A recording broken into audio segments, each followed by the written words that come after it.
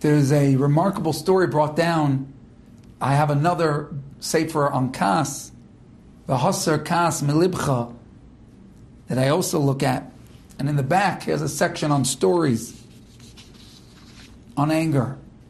And just to capture the impact of anger, and each time we get angry, he brings a story that Reb Chaim of Kosev, Chaim Kosever, he said he once was traveling through a town, he stopped by a chassid's house. A chassid was very happy to host his Rebbe. And as he stayed over there, he was hearing, as he was there that night, he heard somebody sit in a bed in the same inn, same house, learning the whole night long, saying Tehillim, davening, learning, the sweetest sound, and he could tell this was an extremely elevated person. And when the sun rose, he was able to see who this fellow was.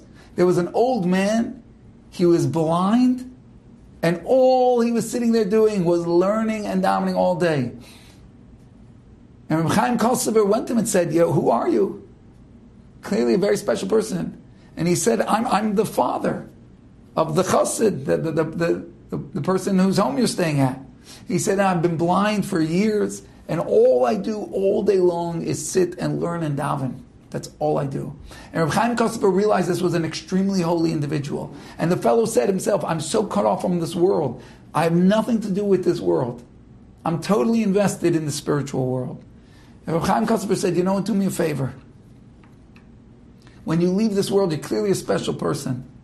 Please come to me in a dream and tell me what happens in the next world. And this fellow said, sure. Sometime later, this fellow passed away. And he came to Reb Chaim Kosever in a dream, and he said, I have to tell you what happened when I got up here. He said, when my neshama, when I ascended up high, there was tremendous joy in heaven.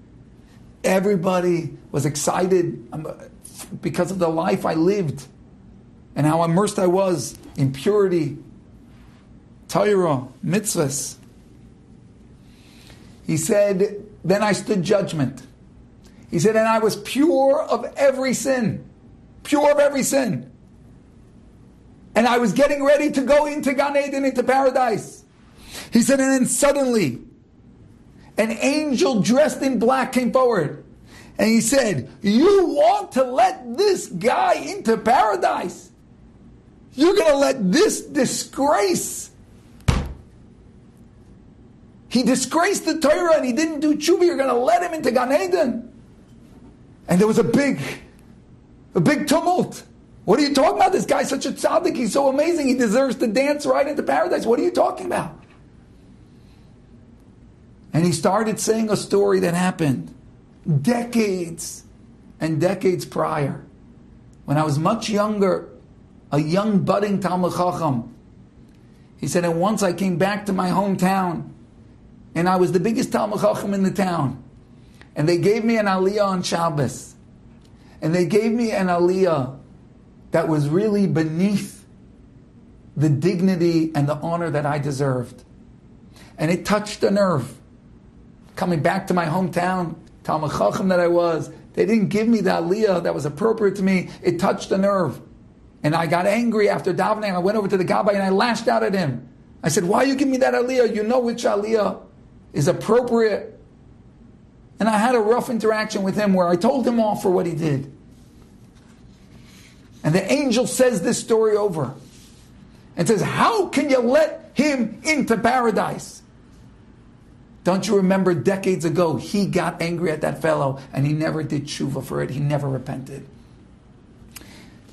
And it was decided that indeed, I cannot go into paradise with that stain. And either I would come back as a Gilgal reincarnated to try and fix my mistake, or I could suffer 3 minutes of the pain of Gehenna. He said, I chose to go through the 3 minutes of Gehenna. He said, and they came out and they humiliated me for what I did wrong. He said, and the pain was tremendous, but after 3 minutes of bearing that, that cleansed that moment of anger off of my soul, and I was able to go into paradise. Such is the power of one interaction of anger.